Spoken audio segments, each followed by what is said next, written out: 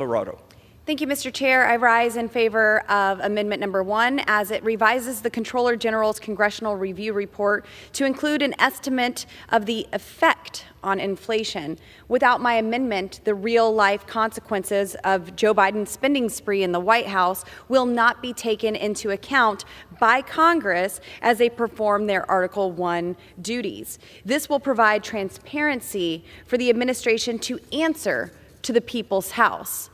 The GOP majority has been empowered to hold the Biden administration accountable and demand transparency by revealing just how much Biden's executive orders are costing American families and small businesses. Coloradans are struggling right now as they deal with the disastrous effects of Joe Biden's destructive economic policies.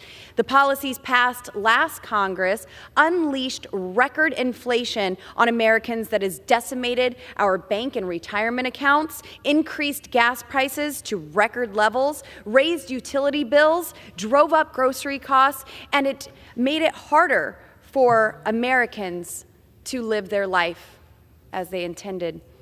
This excessive spending has real consequences. American families will pay an $8,581 inflation tax over the next year.